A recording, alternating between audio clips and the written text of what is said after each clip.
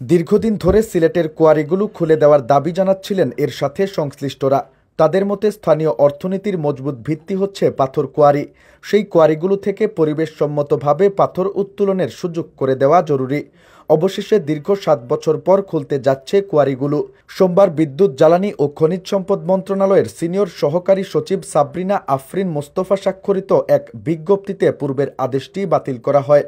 বিজ্ঞপ্তিতে বলা হয়, উপর্যুক্ত বিষয় ও সূত্রোক্ত পত্রসমূহের প্রেক্ষিতে জানানো যাচ্ছে যে সারা দেশে গেজেটভুক্ত কোয়ারিসমূহের ইজারা কার্যক্রম সংক্রান্ত বিষয়ে এ বিভাগের ১৮ ফেব্রুয়ারি ২০২০ তারিখের ১৯ নম্বর স্মারকে সারা দেশের গেজেটভুক্ত পাথর কোয়ারি, সিলিকা বালু কোয়ারি, নুড়ি পাথর, সাদামাটি উত্তোলন সহ অন্যান্য সকল কোয়ারির ইজারা আপাতত বন্ধ থাকবে মর্মে গৃহীত সিদ্ধান্তটি এত দ্বারা নির্দেশক্রমে বাতিল করা হলো।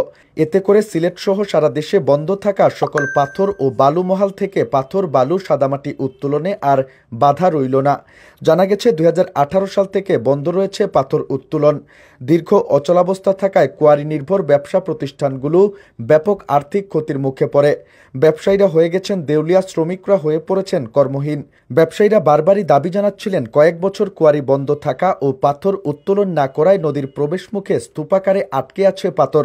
এতে পানির স্বাভাবিক প্রবাহ বাধাগ্রস্ত হয়ে নদীর গতিপথ পরিবর্তিত হচ্ছে। অন্যদিকে দেশের পরিবর্তিত পরিস্থিতিতে পাথর লুটপাট অব্যাহত রয়েছে। এতে সরকারও বিপুল অঙ্কের রাজস্ব থেকে বঞ্চিত হচ্ছে। এছাড়া কোয়ারি বন্ধ থাকায় বেকার হয়েছেন প্রায় ১০ লাখ শ্রমিক। মানবেতর জীবনযাপন করছেন কোয়ারির সাথে জড়িত পাথর ও পরিবহন ব্যবসায়ীরা, বেলচা, বার্কি, পরিবহন ও লোড আনলোড শ্রমিকরা। এই ইস্যুতে স্থানীয়ভাবে আন্দোলন, প্রশাসনের দ্বারস্থ হন তারা। অবশেষে দীর্ঘ ৭ বছর পর খুলছে কোয়ারিগুলো। শীঘ্রই বন্ধ থাকা গেজেটভুক্ত পাথর কোয়ারিসমূহের ইজারা কার্যক্রম শুরু হবে।